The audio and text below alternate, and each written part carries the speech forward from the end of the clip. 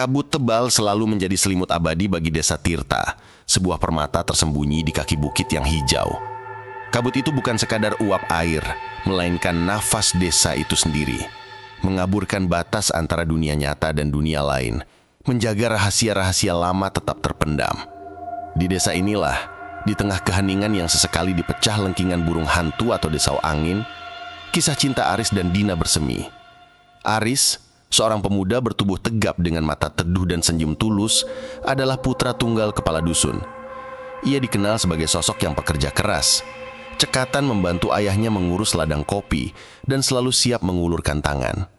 Hatinya terpaut pada Dina, gadis paling cantik di desa Tirta. Rambutnya sehitam malam, mata almonnya memancarkan kehangatan, dan tawa renyahnya selalu berhasil melunturkan segala penat Aris. Dina adalah penenun ulung. Karyanya yang indah kerap menjadi incaran para pedagang dari kota. Namun ia tak pernah berambisi meninggalkan Tirta. Baginya, kebahagiaan sejati ada di sisi Aris dan ketenangan desa. Mereka telah bertunangan setahun lalu.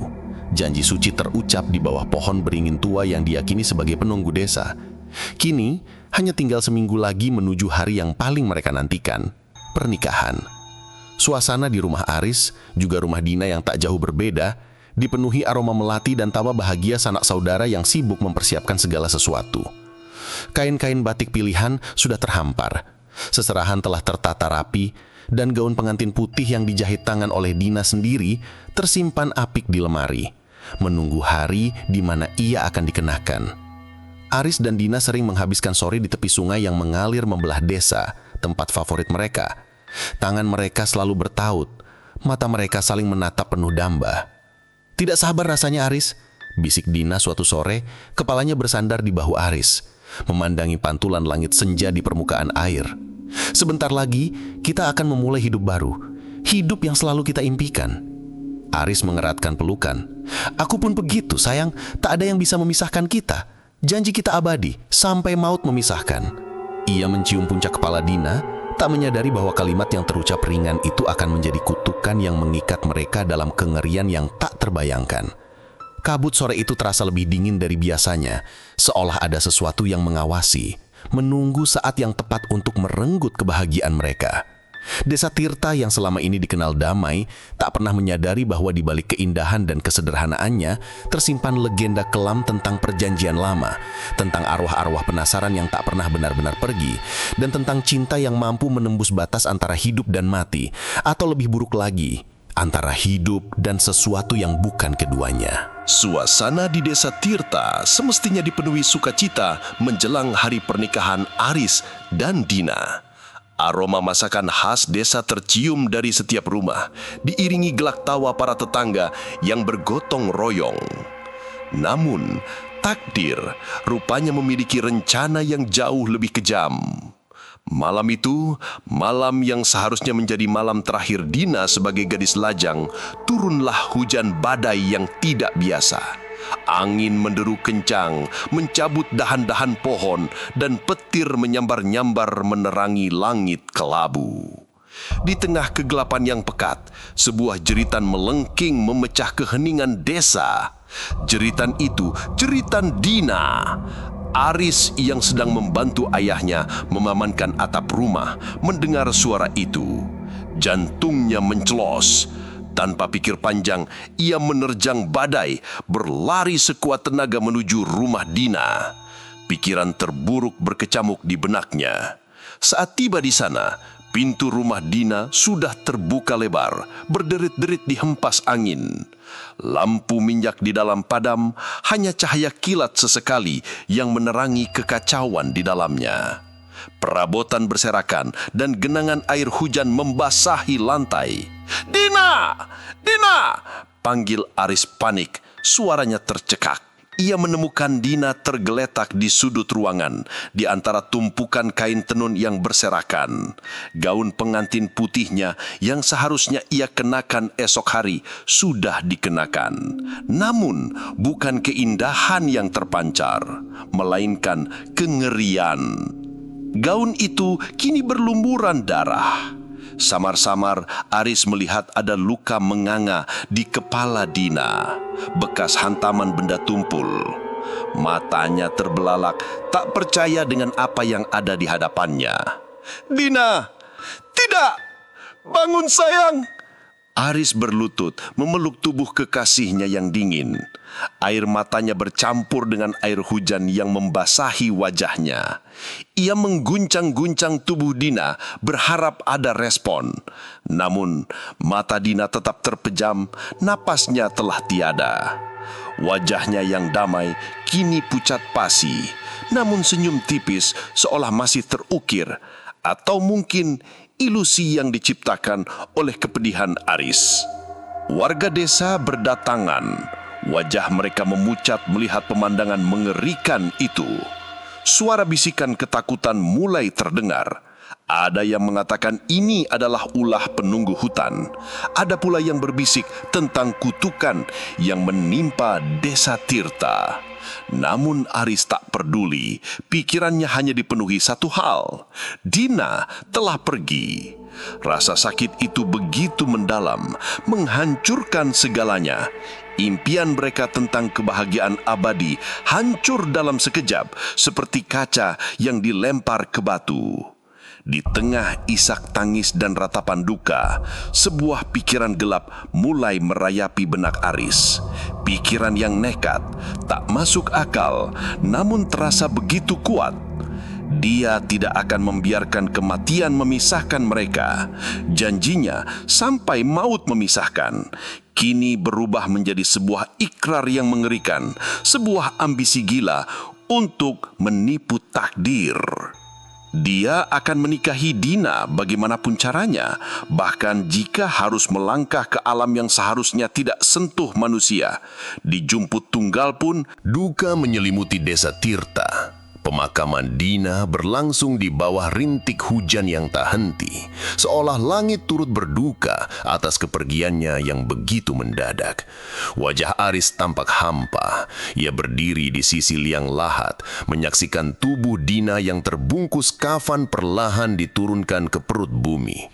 Di tangannya, ia menggenggam erat gaun pengantin putih yang kini telah dicuci, namun noda samar darah seolah masih melekat, menjadi saksi bisu tragedi malam itu.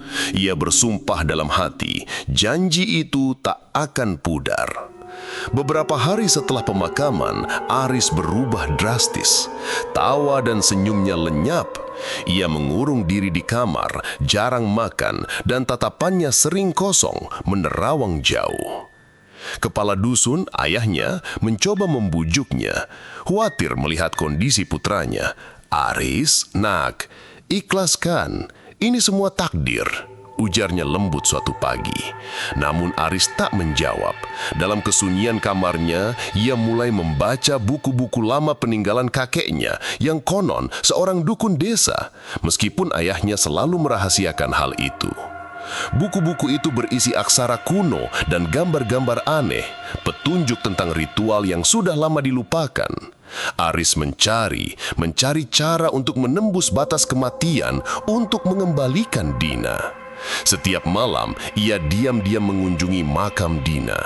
Di bawah cahaya rembulan yang redup, ia duduk berjam-jam berbicara pada nisan Dina seolah kekasihnya itu masih hidup. "Aku tidak akan membiarkanmu pergi, Dina. Aku akan membawamu kembali," bisiknya. Suaranya serak karena kerinduan yang membakar. Suatu malam, saat Aris kembali dari makam, ia mendengar bisikan aneh di telinganya. "Kau menginginkannya kembali, bukan?" Suara itu begitu dekat, seolah dihembuskan tepat di daun telinganya, namun tak ada seorang pun di sana.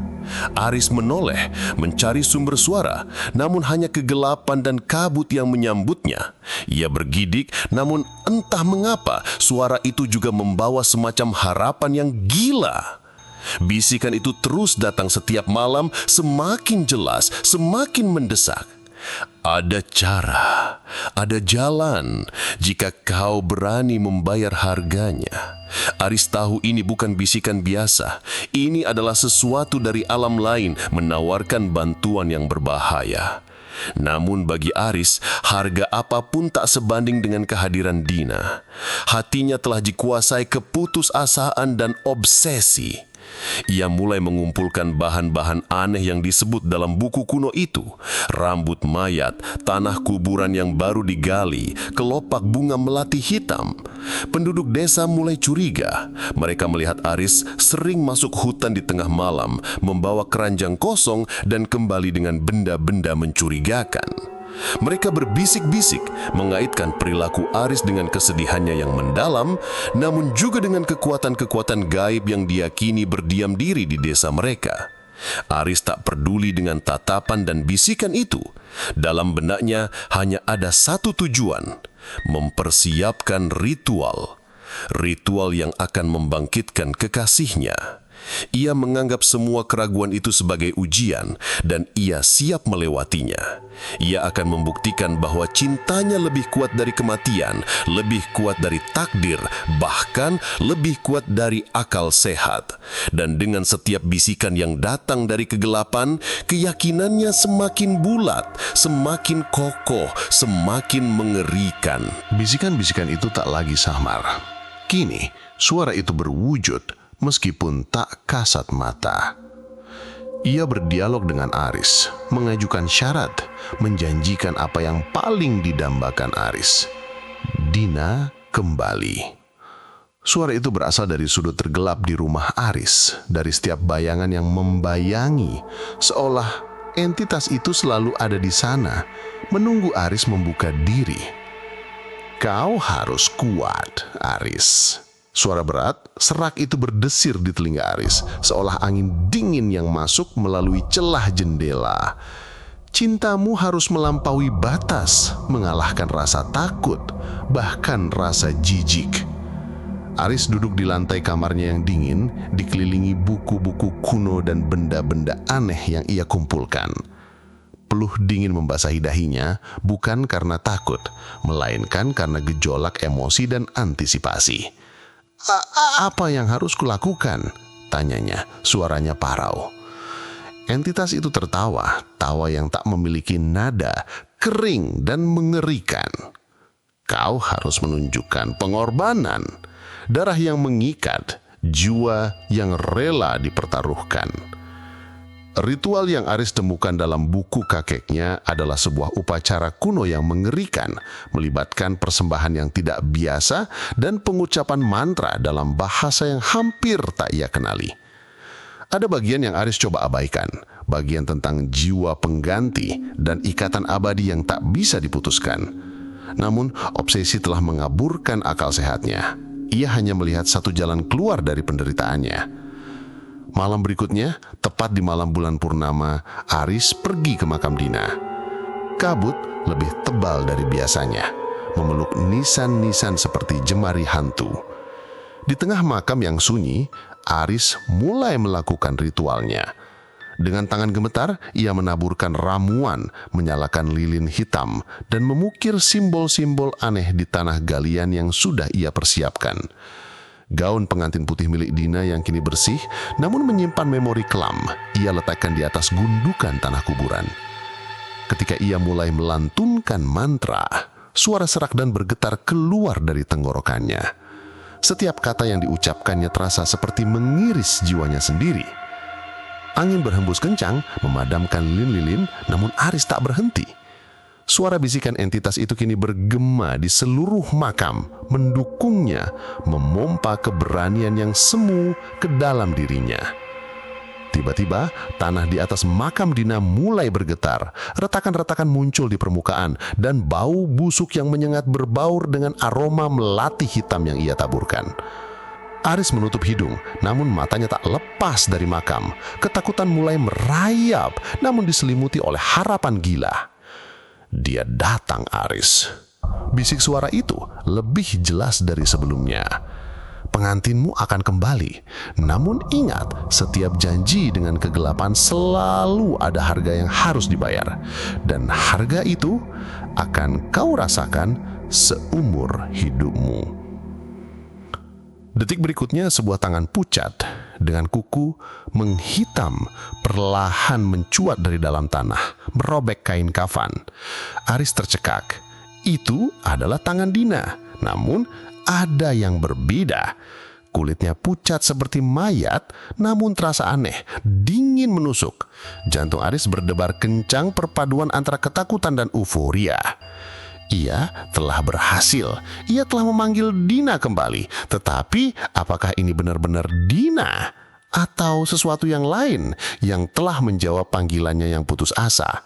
Tangan Dina yang baru saja muncul dari gundukan tanah perlahan namun pasti menarik sisa-sisa kain kafan yang menyelimuti tubuhnya. Aris menyaksikan dengan napas tertahan antara ngeri dan harapan yang membuncah. Cahaya rembulan menembus kabut, menyinari sosok yang kini berdiri tegak di hadapannya. Itu adalah Dina. Gaun pengantin putih yang Aris letakkan di atas makam kini melekat sempurna di tubuhnya. Rambut hitam panjangnya terurai, menutupi sebagian wajah pucatnya. Namun, ada yang salah. Matanya yang dulu penuh kehangatan kini tampak kosong, hitam kelam tanpa sedikit pun kilau kehidupan. Bibirnya yang dulu selalu tersenyum lembut kini membentuk seringai tipis yang dingin, bahkan menyeramkan. Kulitnya sepucat kertas dengan guratan urat-urat kebiruan yang samar terlihat di bawahnya. Aroma busuk dari kuburan masih menempel kuat, bercampur dengan wangi melati yang Aris taburkan, menciptakan perpaduan mengerikan. "Dina, kau kembali," bisik Aris, melangkah maju dengan ragu. Tangannya terulur, ingin menyentuh pipi kekasihnya. Sosok itu tak bergerak. Ia hanya berdiri membisu, menatap Aris dengan tatapan hampa. Kemudian, perlahan ia mengangkat tangannya yang dingin, mengulurkannya ke arah Aris. Tangannya terasa beku, seolah terbuat dari es. Namun Aris tak peduli. Ia menggenggam erat tangan itu. Air mata bahagia bercampur kesedihan mengalir di pipinya. "Aku tahu kau akan kembali, sayang. Aku tahu." Aris menuntun Dina keluar dari area pemakaman, menembus pekatnya malam dan kabut. Ia membawa kekasihnya kembali ke rumah. Sepanjang perjalanan, Dina tidak berbicara sepatah pun. Ia hanya mengikuti, langkahnya kaku dan tanpa suara, seperti boneka yang digerakkan benang tak terlihat. Setiap Aris mencoba mengajaknya bicara atau memeluknya, ia hanya akan menatap kosong, dan seringat tipis itu tak pernah luntur dari bibirnya. Sesampainya di rumah, Aris berusaha meyakinkan ayahnya bahwa Dina telah sembuh dan kembali. Kepala dusun yang awalnya terkejut dan bingung melihat Aris membawa Dina pulang di tengah malam, sontak merasakan firasat buruk begitu melihat tatapan kosong dan kulit pucat Dina. "Aris, apa yang kau lakukan?" Ini bukan Dina," seru ayahnya, mundur selangkah. "Ayah, dia sudah kembali, kita bisa menikahkannya besok seperti yang sudah direncanakan." Aris bersikeras, mencoba menarik tangan. Dina mendekat. Namun Dina tidak bergerak. Ia hanya berdiri di ambang pintu, menatap ayahnya Aris dengan tatapan dingin. Sebuah aura tak menyenangkan terpancar darinya, membuat bulu kuduk berdiri. Kepala dusun, seorang pria tua yang dihormati dan memiliki kebijaksanaan, merasakan kehadiran sesuatu yang jauh lebih gelap di dalam tubuh Dina. Ia melihat bayangan di balik mata hitam itu, kejahatan yang tak terlukiskan. "Aris, lepaskan dia. Ini bukan takdir," desak ayahnya. Suaranya mengandung ketakutan. Aris menolak mendengar. Ia begitu terpaku pada kembalinya Dina, meskipun ia tahu ada yang berbeda. Ia menuntun Dina masuk ke kamar tamu, menyiapkan tempat tidur, dan tetap berada di sisinya sepanjang malam. Di luar, desas-desus mulai menyebar. Beberapa warga yang menyaksikan Aris membawa Dina dari makam di tengah badai mulai menghubungkannya dengan ritual aneh yang Aris lakukan. Ketakutan menyebar seperti wabah, mengubah kebahagiaan yang harusnya ada menjadi teror yang mencekam. Desa Tirta tak lagi sama. Kabar tentang kembalinya Dina, atau lebih tepatnya sesuatu yang menyerupai Dina, menyebar bagai api di musim kemarau. Penduduk desa Tirta yang awalnya berduka kini dilanda ketakutan mencekam. Mereka berbisik-bisik menunjuk rumah Aris, mengaitkan kejadian aneh ini dengan ritual-ritual yang belakangan sering dilakukan pemuda itu di makam. Kepala dusun, ayah Aris, berada dalam dilema besar. Ia tahu apa yang dilakukan putranya adalah kekejian, namun cinta seorang ayah membuatnya enggan bertindak tegas. Pagi harinya, Aris tampil dengan wajah berbinar, seolah semua keganjilan pada Dina tak kasat mata baginya.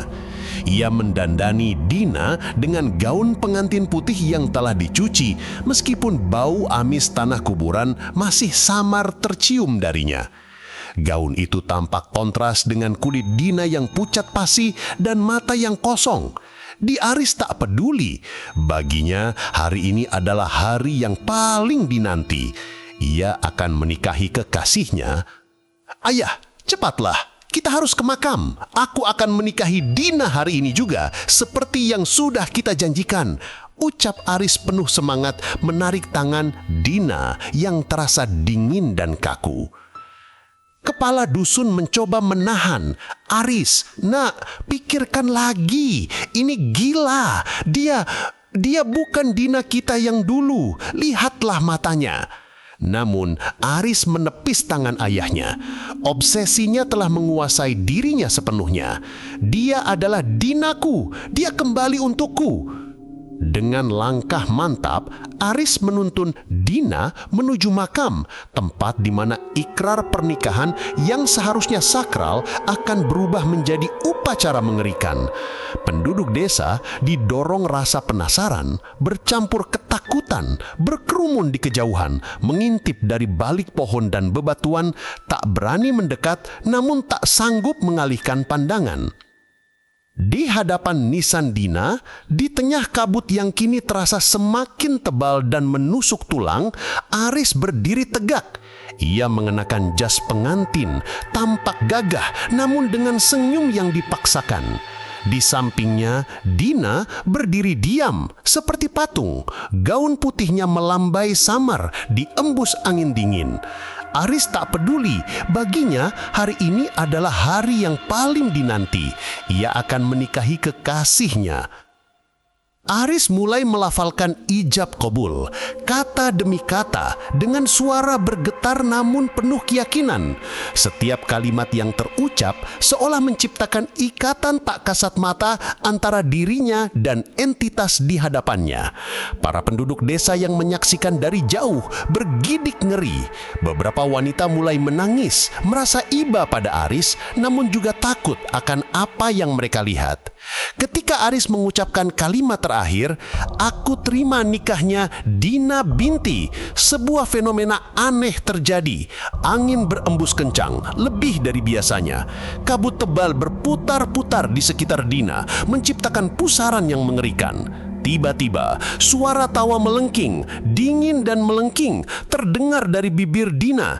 Tawa itu bukan tawa renyah Dina yang dulu, melainkan tawa yang berasal dari kegelapan terdalam, tawa yang penuh kemenangan dan kekejian.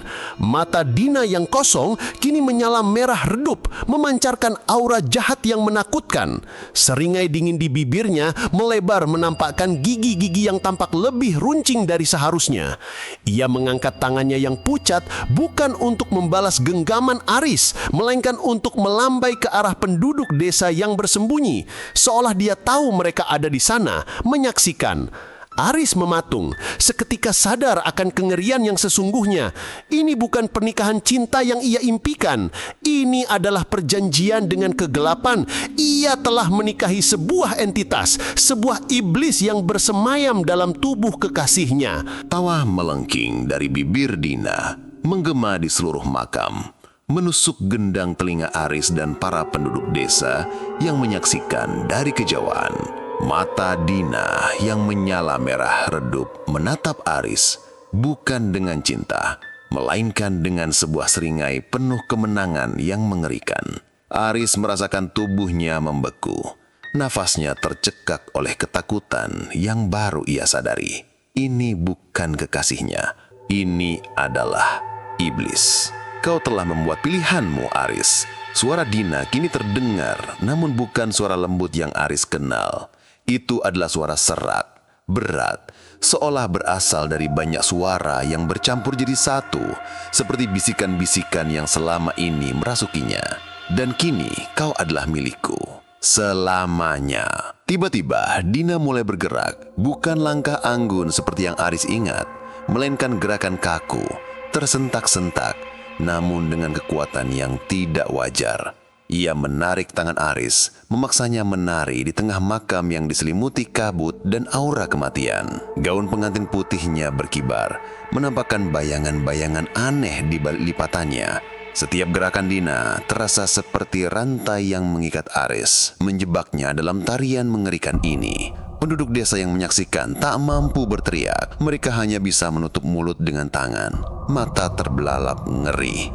Mereka melihat Aris yang tak berdaya, ditarik dan diputar dalam tarian gila bersama sosok pengantin mengerikan itu. Kabut semakin pekat seolah menjadi panggung bagi tarian maut tersebut. Bau busuk dari kuburan kini semakin kuat, bercampur dengan aroma anyir yang tajam, membuat mual. Kepala dusun, ayah Aris adalah yang pertama sadar dari keterkejutannya. Dengan sekuat tenaga, ia meneriakkan nama Aris, mencoba menarik perhatian putranya. Aris, sadarlah, lepaskan dia bukan Dina. Namun Aris tidak merespon. Matanya kosong, tubuhnya bergerak seolah dikendalikan. Tawa Dina semakin keras, melengking diiringi suara laungan anjing dari kejauhan, menciptakan simfoni horor yang akan menghantui siapapun yang mendengarnya. Pada suatu titik, Dina memiringkan kepalanya, menatap kepala dusun dengan tatapan merah menyala, dan tawa itu semakin mengerikan seolah mentertawakan ketidakberdayaan sang ayah. Malam itu, di bawah cahaya purnama yang kini tampak kemerahan seperti darah, Aris dan pengantin setan itu menari tanpa henti di antara nisan-nisan. Setiap putaran, setiap langkah, seolah mengikat jiwa Aris semakin dalam pada entitas jahat itu. Tarian itu bukanlah perayaan cinta, melainkan ritual penguasaan. Sebuah pertunjukan seram yang menunjukkan bagaimana obsesi dapat menghancurkan segalanya. Ketika fajar mulai menyingsing mewarnai semburat jinka, tarian itu mereda. Dina melepaskan tangan Aris. Wajahnya kembali kaku dan pucat, matanya kembali kosong, namun seringai tipis itu tetap terukir. Aris terjatuh ke tanah, terengah-engah. Tubuhnya lemas dan jiwanya terasa terkuras habis. Ia menatap sosok di hadapannya, menyadari sepenuhnya apa yang telah ia lakukan. Ia tidak mengembalikan Dina. Ia telah memanggil sebuah bencana, dan bencana itu kini menjadi istrinya. Fajar menyingsing, namun bukan membawa harapan, melainkan bayangan gelap yang mencekam desa Tirta. Aris terbaring tak berdaya di tanah makam, sementara Dina, sang pengantin setan, menghilang secepat ia muncul, melebur dalam kabut pagi yang masih menyelimuti. Tubuh Aris terasa dingin, bukan hanya karena embun pagi, melainkan karena kengerian yang menusuk hingga ke tulang sumsum. Ia akhirnya menyadari semua bisikan dan janji manis itu adalah jebakan. Ia telah menyerahkan dirinya, dan yang lebih buruk, menyerahkan Dina pada entitas yang tak terbayangkan. Penduduk desa yang memberanikan diri mendekat menemukan Aris dalam keadaan menyedihkan. Ayahnya langsung menghampiri, memeluk putranya yang gemetaran. "Aris, apa yang sudah kau lakukan?"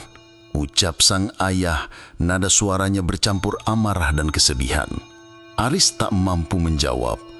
Mulutnya terasa keluh, dan yang terlintas di benaknya hanyalah seringai dingin Dina serta tawa melengking yang masih terngiang. Ia telah menciptakan kutukan yang mengikatnya. Sejak hari itu, kehidupan Aris berubah total. Ia tak lagi makan, tak lagi tidur nyenyak. Setiap malam bayangan Dina menghantuinya.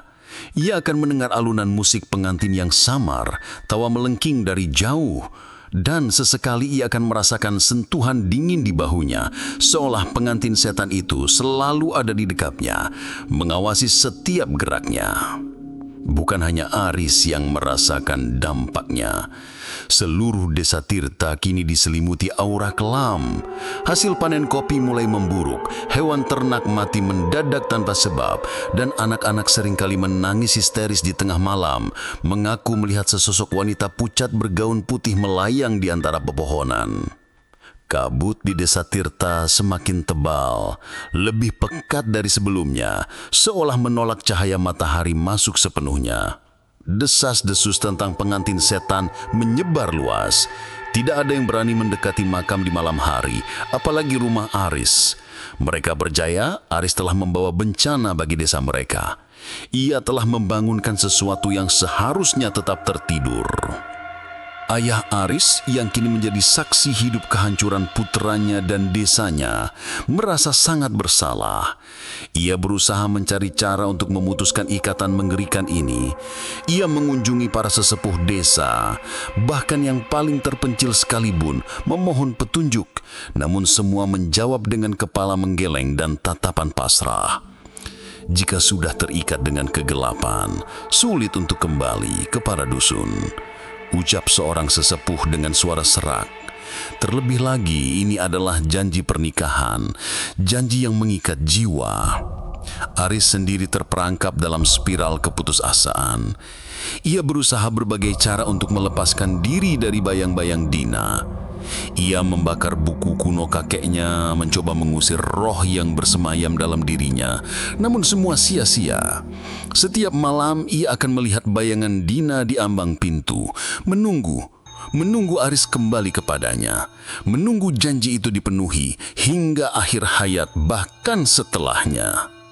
Kini Aris tahu, harga yang harus dia bayar jauh lebih mahal dari yang ia bayangkan. Bukan hanya nyawanya, melainkan jiwanya dan mungkin juga kedamaian seluruh desa Tirta yang telah ia pertaruhkan. Kutukan pengantin setan telah dimulai, dan tidak ada yang tahu kapan atau bagaimana semua ini akan berakhir. Kehidupan di desa Tirta berubah total setelah pernikahan Aris. Rumah-rumah yang dulunya ramai dengan tawa, kini sunyi. Anak-anak dilarang bermain di luar saat senja dan pintu-pintu selalu terkunci rapat sebelum matahari benar-benar tenggelam. Ketakutan akan pengantin setan menjadi cerita pengantar tidur yang paling menakutkan, bukan lagi fiksi, melainkan kenyataan pahit yang mereka alami. Aris sendiri menjadi sosok yang terasing. Ia sering terlihat duduk sendirian di teras rumahnya, menatap kosong ke arah kabut yang tak pernah menipis. Tubuhnya semakin kurus, matanya cekung, dan lingkaran hitam tebal menghiasi bawah matanya. Setiap suara desiran angin, setiap bayangan yang melintas, selalu ia asosiasikan dengan kehadiran Dina. Paranormal dan dukun dari desa-desa tetangga sempat datang, diundang oleh kepala dusun yang putus asa. Mereka mencoba berbagai ritual, membacakan doa-doa pengusiran, bahkan mencoba berkomunikasi dengan entitas di tubuh Dina. Namun semua usaha itu sia-sia. Setiap kali mereka mencoba, udara di sekitar rumah Aris akan mendingin drastis, bau busuk semakin menyengat, dan terdengar tawa melengking yang membuat bulu kuduk merinding, mengusir siapapun yang mencoba ikut campur. "Entitas itu terlalu kuat, kepala dusun," ucap seorang dukun tua dengan wajah pucat. "Ikatan ini bukan ikatan biasa. Ada perjanjian yang sangat dalam, hanya Aris sendiri yang bisa memutuskannya jika ia berani membayar harga yang lebih besar dari nyawanya." Ucapan itu terus terngiang di telinga Aris. Harga yang lebih besar dari nyawa. Apalagi yang harus ia berikan? Jiwanya sudah terasa seperti bukan miliknya lagi. Ia mencoba menjauhi makam Dina, tempat di mana semua kengerian ini dimulai. Namun semakin ia menjauh, semakin kuat tarikan tak kasat mata yang menariknya kembali. Suatu malam, Aris terbangun karena suara aneh, bukan tawa melengking, melainkan suara nyanyian. Nyanyian pengantin yang merdu, namun dengan nada yang menyayat hati, seolah ditarikan oleh suara banyak wanita. Nyanyian itu datang dari luar kamarnya. Aris memberanikan diri mengintip dari balik celah pintu. Ia melihat sosok Dina berdiri di tengah ruang tamu. Gaun pengantin putihnya berkilauan samar di tengah kegelapan. Rambutnya terurai panjang hingga menyentuh lantai. Ia tidak menari, hanya berdiri tegak menghadap ke arah jendela yang terbuka, seolah menyambut sesuatu. Di belakangnya terlihat bayangan-bayangan samar, seperti sosok-sosok wanita lain yang ikut bernyanyi, bergerak-gerak di dalam kabut yang menyelinap masuk melalui jendela. "Pengantin kami, datanglah," bisik Dina. Suaranya serak namun terdengar menggoda. Aris mundur perlahan, ketakutan mencengkeramnya. Ia tidak hanya mengikat dirinya dengan satu entitas, tetapi mungkin dengan seluruh rombongan makhluk dari alam lain. Bayangan-bayangan itu tampak seperti para pengirim pengantin yang sudah lama mati, kini kembali untuk merayakan pernikahan mengerikan antara Aris dan ratu mereka. Kutukan itu kini tidak hanya membayangi Aris, tetapi juga mengancam untuk menelan seluruh desa Tirta. Aris menyadari ia harus melakukan sesuatu, betapapun berbahayanya. Ia tidak bisa membiarkan desa dan ayahnya hancur karena kebodohan dan obsesinya. Namun, apa yang bisa ia lakukan ketika yang ia hadapi adalah cinta yang telah berubah menjadi belenggu kematian? Aris tak bisa lagi menutup mata dari kengerian yang telah ia ciptakan. Nyanyian pengantin di malam hari, bayangan-bayangan samar di belakang Dina, dan semakin parahnya keadaan desa adalah bukti nyata bahwa ia telah membawa malapetaka. Ia tidak hanya mengikat dirinya, tetapi juga seluruh desa Tirta dalam sebuah kutukan yang semakin hari semakin erat. Ayahnya, kepala dusun, melihat perubahan dalam diri Aris. Putranya yang semula putus asa dan dikendalikan obsesi, kini menunjukkan kilatan tekad. "Aris, apa yang kau pikirkan?" Tanyanya suatu pagi menemukan Aris merenung di depan jendela, menatap kabut tebal yang tak kunjung sirna. "Aku harus menghentikan ini, Ayah," jawab Aris lewa suaranya, namun tegas. "Aku harus memutus ikatan ini. Aku tidak bisa membiarkan desa hancur karena kesalahanku." Ayahnya memegang bahu Aris. Tatapannya sendu. "Kau tahu risikonya, nak. Dukun itu bilang harga yang lebih besar dari nyawa." Aris mengangguk. "Aku tahu. Tapi apa gunanya hidup jika setiap malam aku dihantui? Jika setiap orang di desa ini hidup dalam ketakutan? Aku tidak bisa membiarkan Dina atau apapun itu yang merasukinya terus mengikatku dan menghancurkan semua." Ia mulai membaca kembali buku-buku kuno kakeknya, mencari bukan lagi cara membangkitkan, melainkan cara mengakhiri. Di antara mantra-mantra gelap dan ritual pemanggilan, ia menemukan satu bagian yang tersembunyi, sebuah catatan tentang ritual pemutusan ikatan. Itu adalah ritual yang sangat berbahaya, membutuhkan pengorbanan yang tak terbayangkan. Sebuah pertukaran jiwa yang bisa berakhir dengan kematian atau lebih buruk dari itu. Ritual itu harus dilakukan tepat pada malam bulan darah di lokasi yang sama tempat ikatan pertama terjalin, makam Dina. Dan yang terpenting, ia harus melakukannya seorang diri dengan kesadaran penuh dan hati yang rela. Jika gagal, jiwanya akan selamanya terperangkap menjadi budak bagi pengantin setan dan rombongannya. Keraguan sempat menyergap Aris. Apakah ia benar-benar siap? Ia telah kehilangan Dina yang sesungguhnya. Kini ia harus kehilangan sisa-sisa dirinya, atau bahkan dirinya sepenuhnya, demi membebaskan desa Tirta. Namun ketika ia mengingat senyum tulus Dina yang dulu, tawa renyahnya dan kehangatan tangannya, tekadnya kembali membara. Ia harus mengakhiri ini. Ia harus menebus kesalahannya. Malam itu, bulan purnama kembali bersinar, namun kali ini berwarna merah tua, seolah memancarkan darah. Kabut di desa Tirta terasa semakin menyesakkan, dan lolongan anjing terdengar lebih pilu dari biasanya. Aris mengenakan pakaian serba hitam, membawa beberapa benda ritual yang kini terasa asing di tangannya. Ia mencium kening ayahnya yang terlelap. Air matanya menetes di pipinya. "Maafkan aku, Ayah. Semoga ini yang terakhir." Aris melangkah ke makam Dina. Angin berdesir dingin membawa bisikan-bisikan jahat yang mencoba menghentikannya. Aroma melati busuk dan anyir darah memenuhi udara. Di tengah nisan-nisan yang menjulang, Aris melihatnya. Sosok pengantin setan berdiri tegak di depan nisan Dina. Gaun putihnya berkibar, matanya merah menyala, dan seringai mengerikan terpampang jelas di bibirnya. Ia seolah sudah menunggunya.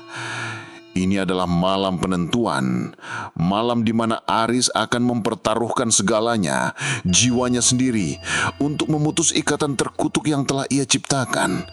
Ia tahu perjuangan ini akan jauh lebih mengerikan daripada malam pernikahannya. Malam bulan darah di makam terasa mencekam. Udara dingin menggigit, membawa serta bau anyir yang menusuk hidung.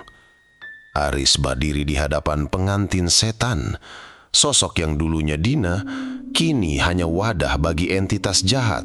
Mata merah menyala itu menatap Aris dengan seringai kemenangan. "Kau datang juga, suamiku." Suara Dina berdesir, lebih kuat dan menakutkan dari sebelumnya. "Apakah kau merindukanku? Atau kau datang untuk memutus ikatan yang telah kita jalin, sebuah ikatan yang abadi?" Aris tak menjawab. Ia hanya mengepalkan tangannya, memantapkan hati. Di tangannya ada sebuah belati kuno yang ia temukan di antara catatan terakhir kakeknya, sebuah alat untuk pemutusan ikatan. Ia tahu belati ini bukan untuk melukai fisik, melainkan jiwa. "Aku datang untuk mengakhiri semua ini," ucap Aris, suaranya mantap mencoba menyembunyikan getaran di hatinya. "Bebas, kau pikir semudah itu? Kau memanggilku Aris, kau menginginkan aku. Jiwamu telah terikat padaku sejak janji di malam badai itu." Tiba-tiba, Dina melancarkan serangan. Ia melayang dengan kecepatan tak terduga, melingkarkan lengannya yang dingin di leher Aris, dinginnya menusuk hingga ke tulang, seolah Aris dipeluk oleh es abadi. Tawa itu semakin keras, tepat di telinga Aris, mencoba menghancurkan tekadnya. Visual-visual mengerikan bermunculan di benak Aris. Wajah Dina yang dulu berubah menjadi monster, desa yang terbakar, ayahnya yang menangis. Namun, Aris menolak menyerah. Ia mengerahkan sisa tenaganya melawan rasa takut dan ilusi yang diciptakan entitas itu. Ia mengingat kembali Dina yang sebenarnya, Dina yang penuh kebaikan, yang tidak akan pernah menginginkannya menderita. Dengan sisa kesadarannya, Aris mengangkat belati itu. "Aku bebaskan kau, Dina, dan aku bebaskan diriku," teriak Aris sekuat tenaga, menunjukkan belati itu ke tanah tepat di atas nisan Dina di tempat ia melakukan ritual pernikahan dulu. Saat belati menancap di tanah, sebuah energi kejut terpancar. Gina jerit, bukan tawa melengking, melainkan jeritan kesakitan yang memilukan. Lengannya terlepas dari leher Aris, tubuhnya bergetar hebat, gaun putihnya seolah berasap dan matanya yang merah menyala kini meredup, berganti dengan kilatan mata Dina yang asli, seolah ada pertarungan di dalam sana. Kabut di sekitar mereka bergolak liar, membentuk pusaran yang dahsyat. Angin menderu, mencabut pepohonan di sekitar makam.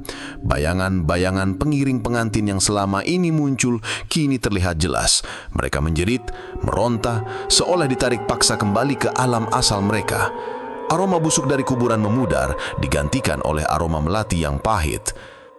"Tidak, kau tidak bisa, kita terikat." Suara Dina terdengar semakin melemah, bercampur dengan suara Dina yang sesungguhnya memohon pertolongan. Aris merasakan sakit yang luar biasa di dadanya, seolah ada sesuatu yang ditarik paksa keluar. Ia tahu ini adalah harga yang harus ia bayar.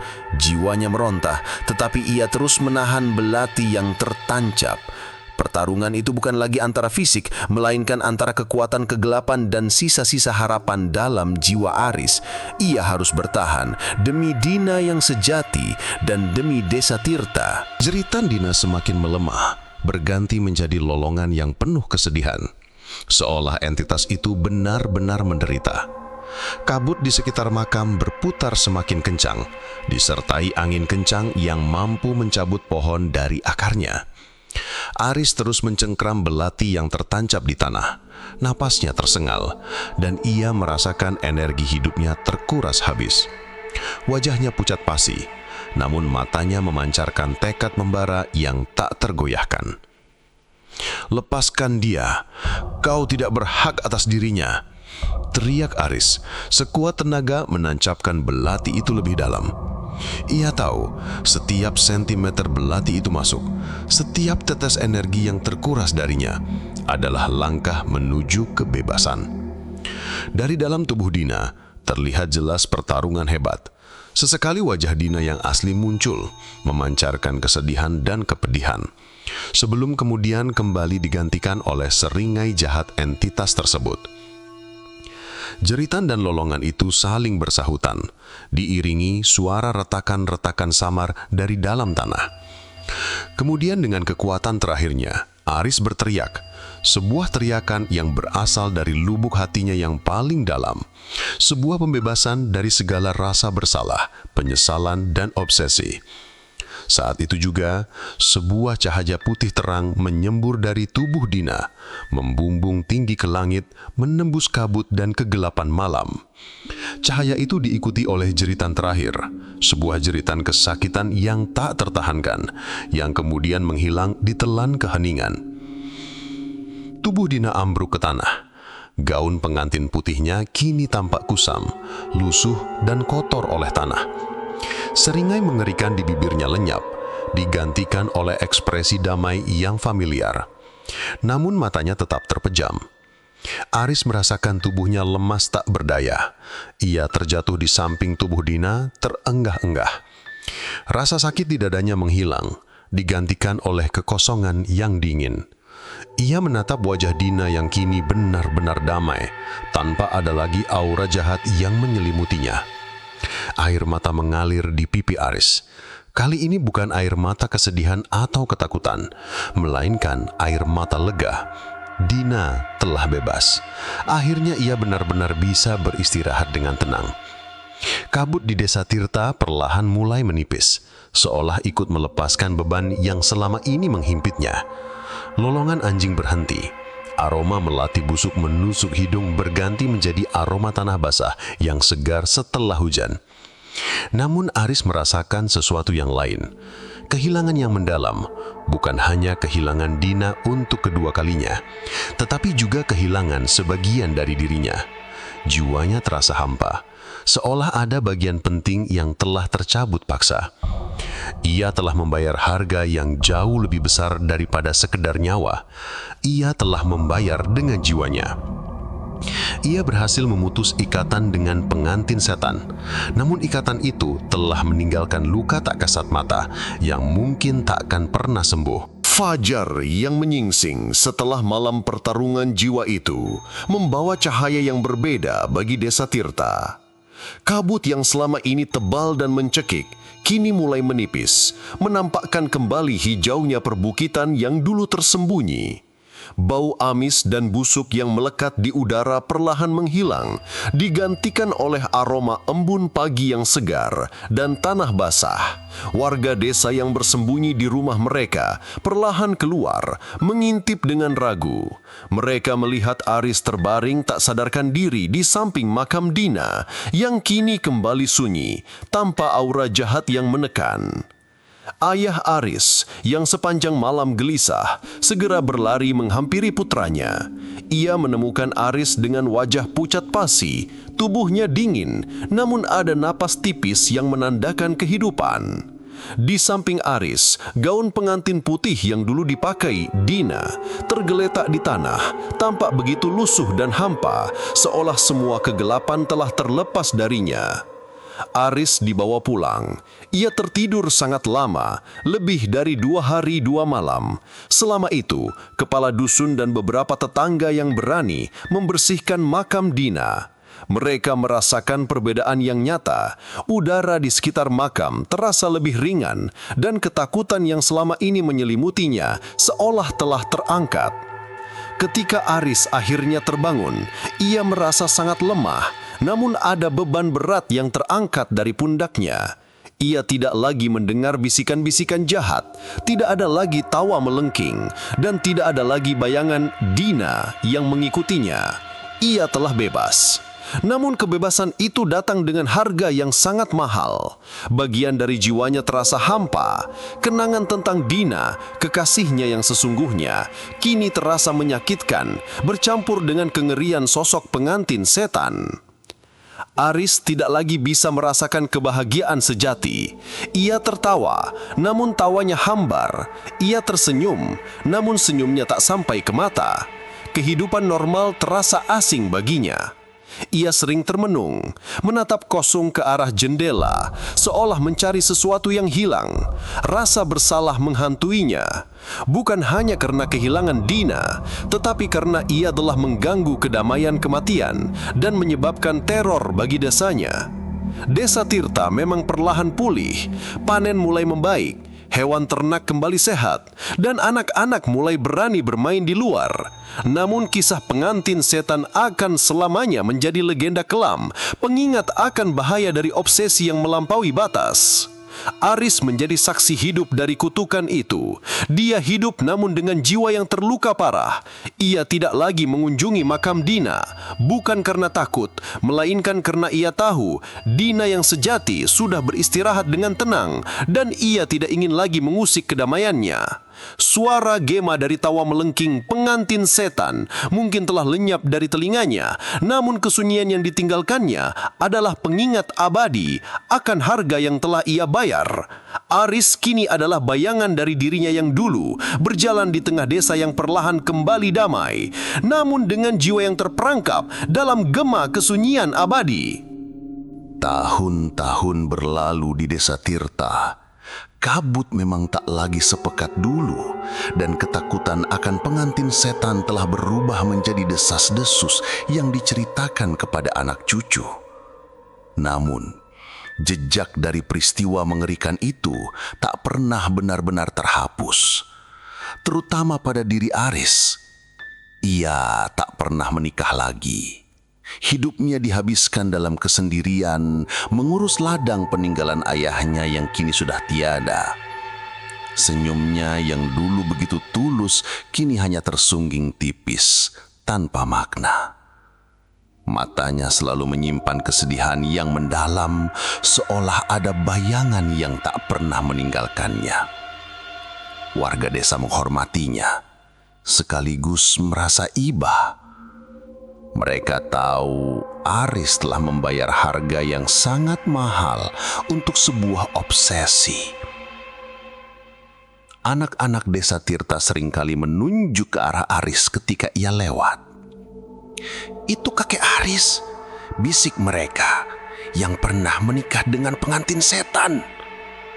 Mereka menceritakan ulang kisah itu dengan tambahan detail dan bumbu-bumbu yang membuat bulu kuduk berdiri. Namun Aris tak pernah marah. Ia hanya akan menghela napas panjang dan melanjutkan langkahnya. Suatu sore, seorang peneliti dari kota datang ke desa Tirta, tertarik dengan legenda pengantin setan yang ia dengar dari mulut ke mulut. Ia menemui Aris, mencoba menggali informasi lebih dalam. Aris, yang kini sudah rentah, hanya menatapnya dengan tatapan kosong. "Kau ingin tahu tentang pengantin setan?" tanya Aris, suaranya serak dan bergetar. "Dia adalah cinta yang membutakan, nafsu yang menghancurkan. Dia adalah janji yang tak seharusnya diucapkan." Peneliti itu mencoba bertanya tentang ritual, tentang bagaimana Aris berhasil membebaskan diri. Aris hanya tersenyum getir. "Aku tidak membebaskan diri sepenuhnya, nak. Aku hanya memutus ikatan yang terlihat. Tapi ikatan yang lain, ikatan di dalam sini," Aris menunjuk dadanya, "akan selamanya ada." Ia kemudian menceritakan semua kejadian itu tanpa ada detail yang dilewati. Bagaimana ia yang begitu mencintai Dina, bagaimana keputusasaan mendorongnya untuk bersekutu dengan kegelapan.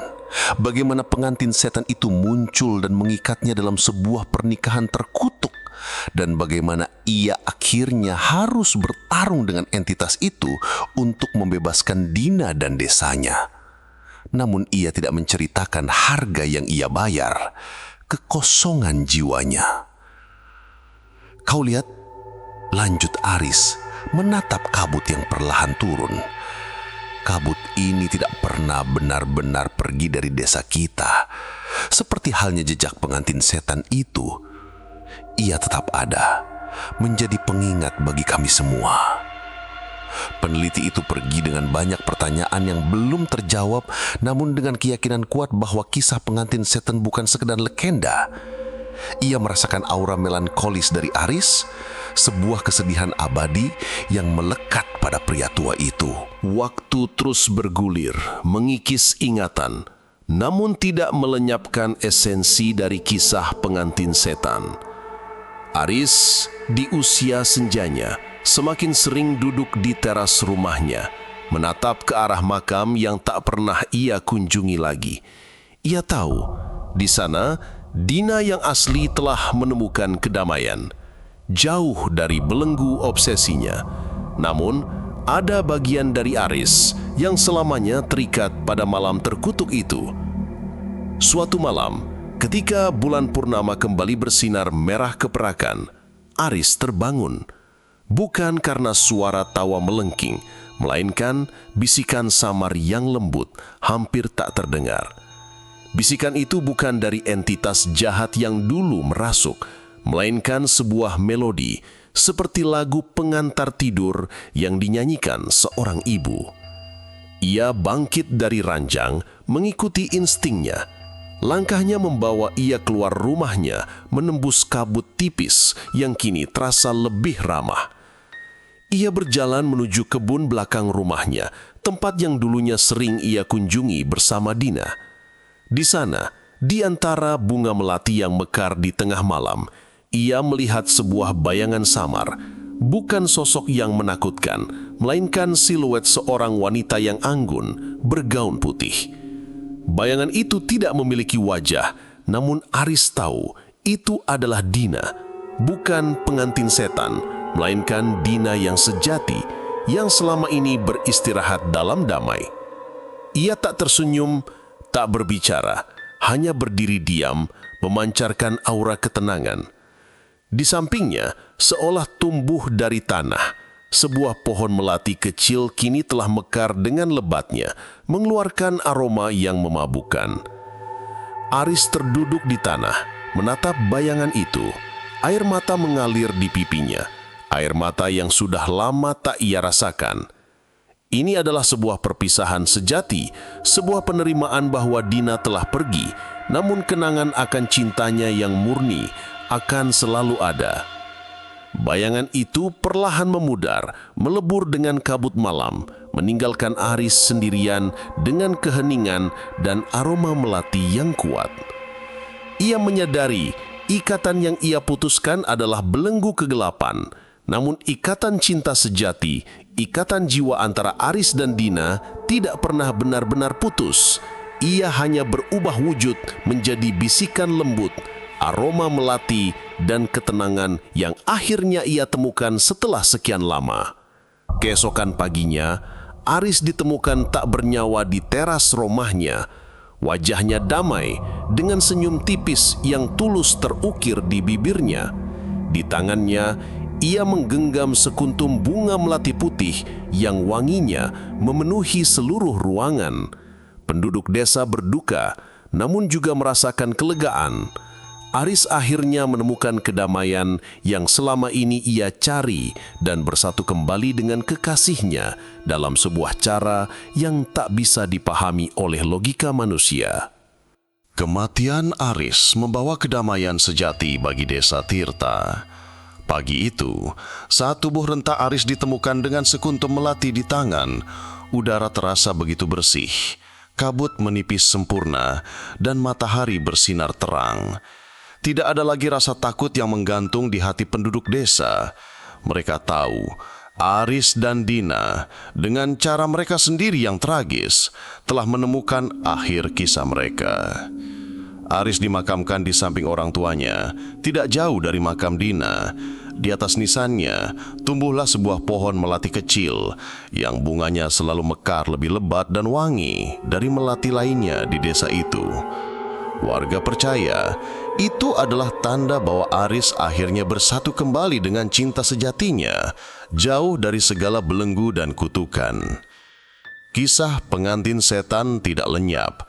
Justru sebaliknya, ia menjadi legenda abadi di desa Tirta. Anak-anak yang dulunya ketakutan mendengar cerita itu, kini tumbuh dewasa dan menceritakannya kembali kepada anak-anak mereka. Namun, narasi itu telah bergeser, bukan lagi hanya tentang kengerian, melainkan tentang cinta yang begitu kuat hingga berani menentang kematian dan tentang konsekuensi dari obsesi yang melampaui batas. Desa Tirta, yang dulu dikenal sebagai desa yang diselimuti kabut, abadi, dan misteri, kini juga dikenal sebagai tempat di mana cinta sejati pernah diuji oleh kegelapan terdalam. Makam Dina dan pohon melati di nisan Aris menjadi semacam monumen bisu, pengingat akan kisah mereka. Orang-orang dari luar desa terkadang datang, penasaran ingin melihat langsung tempat di mana pengantin setan pernah menari. Mereka mencari bukti, mencoba merasakan sisa-sisa energi mistis. Namun yang mereka temukan hanyalah kedamaian.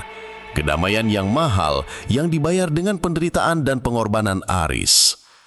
Kisah Aris dan Dina menjadi pelajaran berharga bahwa cinta sejati memang abadi, namun ada batas yang tidak boleh dilampaui. Bahwa kematian adalah bagian dari takdir yang harus diterima, dan bahwa bersekutu dengan kegelapan, meskipun dengan niat cinta, akan selalu menuntut harga yang tak ternilai. Setiap bulan purnama, terkadang penduduk desa akan merasakan hembusan angin dingin yang membawa aroma melati. Bukan lagi aroma busuk dari kuburan atau angir darah, melainkan aroma manis yang menenangkan. Mereka percaya itu adalah Aris dan Dina yang kini benar-benar bersatu, menari di alam yang berbeda, melengkapi janji sampai maut memisahkan dalam sebuah tarian abadi yang tak lagi menakutkan, melainkan penuh dengan kedamaian. Dan begitulah kisah pengantin setan hidup selamanya, bukan sebagai teror, melainkan sebagai sebuah balada tragis tentang cinta, obsesi, pengorbanan, dan penebusan di sebuah desa yang dulunya diselimuti kabut dan kini abadi dalam legendanya.